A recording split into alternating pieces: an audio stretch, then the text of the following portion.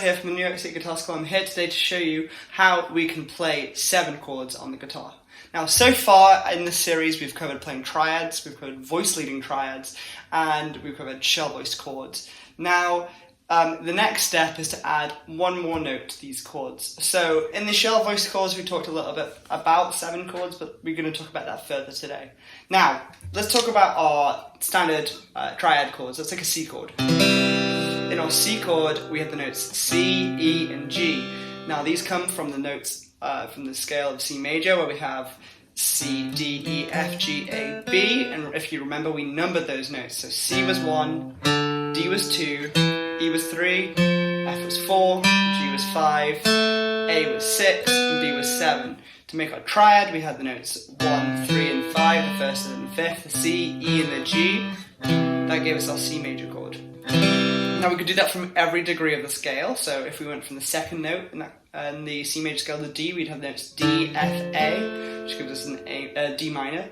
If we go from the E, E, G, and B, it gives us an E minor. From the F, F, A, C, and F major. From the G, G, B, D, a G major. From the A, C, E, and A minor. From the B, B, D, F, giving us a B diminished. And from the C, C, E, G, 1, 3, 5. Okay, cool. So that is all the triads within the C major scale. Now what's cool is we can invert those all the way up the neck, and it's not an issue at all because there's only 3 notes and they all sit very nicely on the fretboard. However, what happens if we add one more note to these? So we have the first, the third, and the fifth, giving us our triads. To give us a 7 chord, we're going to add the 7th degree. So the first, the third, the fifth, and the 7th. So in the case of our C, we'd have C, E, G, and B, giving us a C major 7. Now, we can play that note, we can play that chord on the guitar without too much issue by going like this and making use of the open strings C, E, G, and B like that. 1, 3, 5, 7.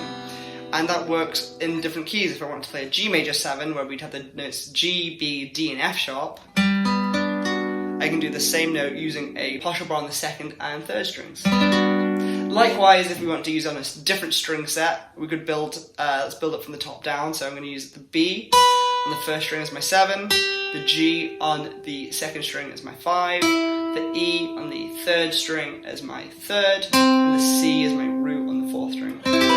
This is another closed voice 7 chord. Now that's the key term. These are close voicings or closed voicings.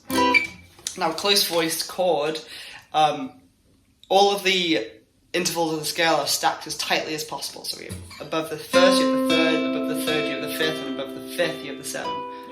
That works great on lots of instruments, especially the piano. On the guitar, our root interval with our root and the bass, no problem at all. Now, the issue comes when we try to do what we call an inversion.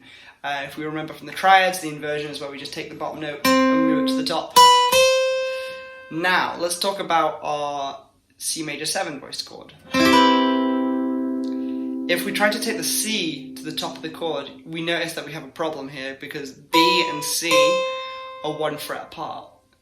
And the only other way around getting around it is to move the shape down. So the C is on the first string, the B is on the second string, which is fine to start with, but then to access the rest of the chord, we end up in this weird stretched position where there are not many guitarists that can physically play that. So we have to figure out a different way of playing these chords, and that is where drop voicing comes in handy. Now, drop voicing is just a theory that we use where we take a 4-note chord and we're going to drop down certain notes to give us a different way of playing these inversions. So let's start off with our root inversion C major 7 chord, where we have the notes C, E, G, and B. The most common type of drop voiced chord is a drop 2 chord. That's very common on the guitar. It fits very nicely in our playing. So to get to a drop 2 chord, what that means is we're going to drop the second highest note to the bottom. And that's going to become the lowest note in the chord. So in this instance, if we were playing this first inversion triad, it would be the G that goes to the bottom of the chord. And now we're going to revoice it slightly, so rather than having a string skip, we're going to go like this. have our G on the 10th fret of the 5th string, C on the 10th fret of the 4th, E on the 9th fret of the 3rd, and we're going to play our B on the 12th fret of the 2nd string. Now that works great because now the 5th is the lowest note in the chord now, which gives us our second inversion major 7 triad. So let's check out some other ways of doing this. So we have this shape here. How about we build it from the top down? So let's put C as the top note this time. So if we have C, B is our second highest note. So if B is the second highest, it's going to be the lowest note now. So if we go C, skip over B to G to E, now the lowest note is going to be B. And that's our 4th inversion because we have the 7 as the lowest note in the chord. So we've done 4th inversion, 3rd inversion. Okay, let's put the G as the highest note in the chord now. So we've had C as the highest note, we've had B as the highest note, let's put G as the highest note. So second highest would be the E note, so we're going to take that, I'm going to move that down, so it's going to go G, C, B, and E.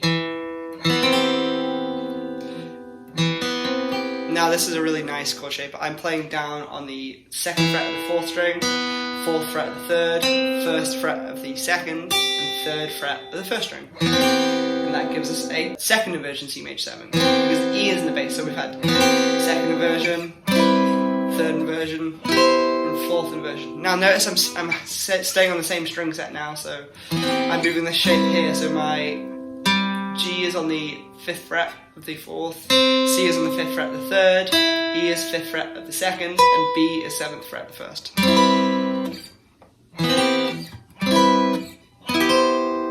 With our 4th inversion being on the 9th fret of the 4th, 9th fret of the 3rd, 8th fret of the 2nd, and 8th fret of the 1st.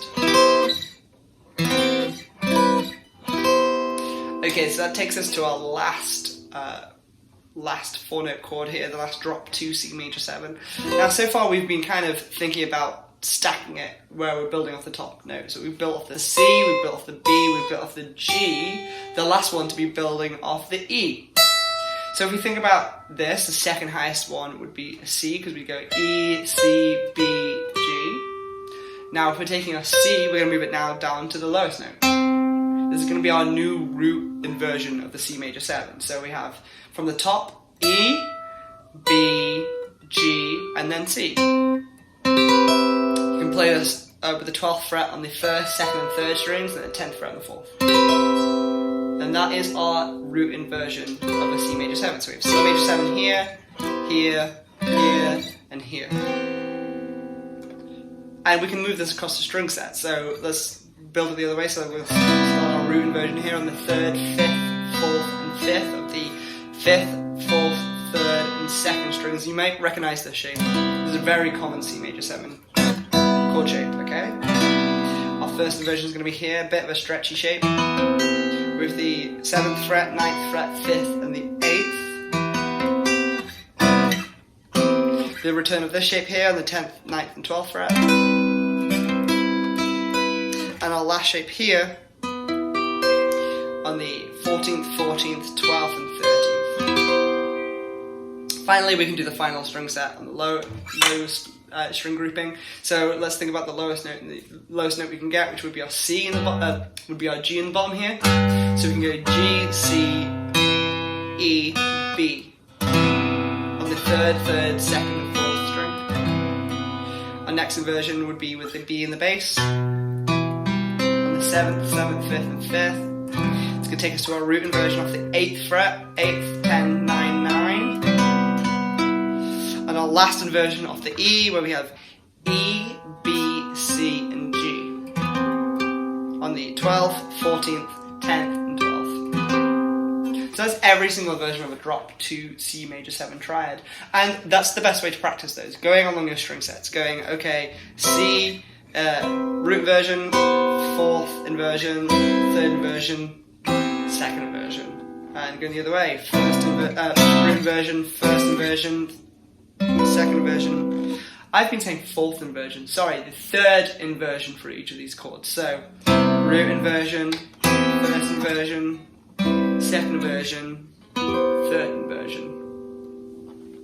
And again, we would go from the third inversion, we go from the second inversion, sorry, to the third inversion, to the root inversion, to the first inversion, second inversion, third inversion, root inversion, first inversion.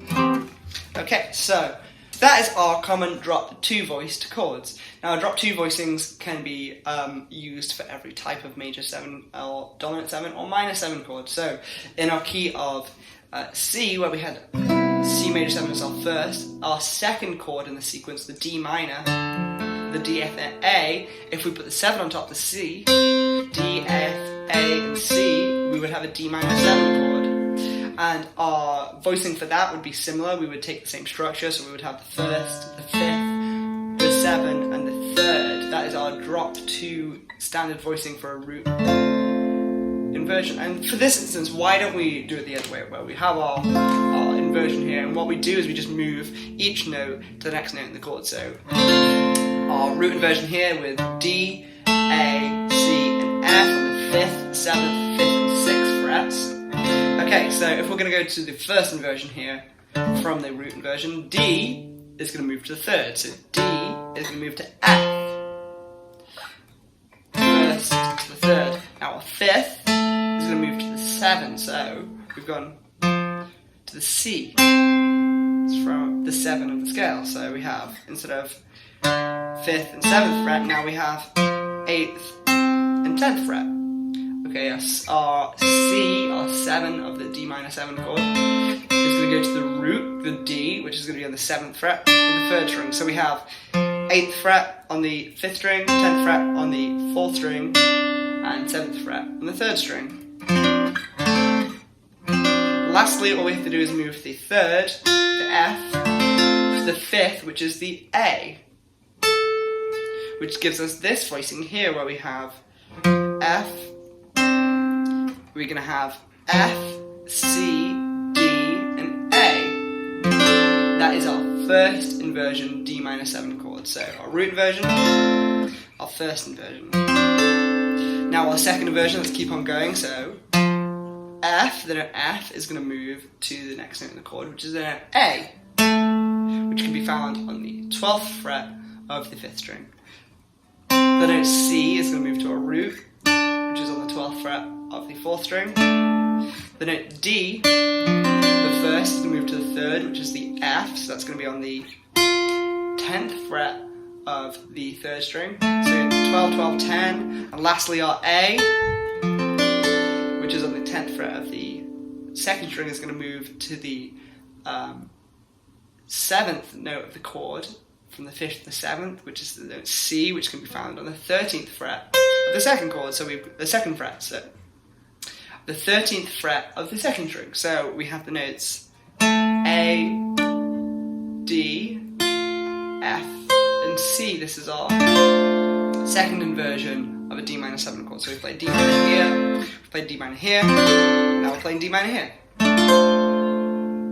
Okay, we have one last inversion, so we're going to take our note A, and that is going to move to the next note in the chord, which is the note C, from the 5th to the 7th.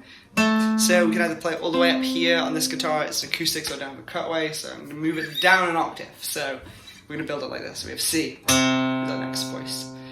Moving from the note D to F. Our next note is the note F, moving to the note A. So we have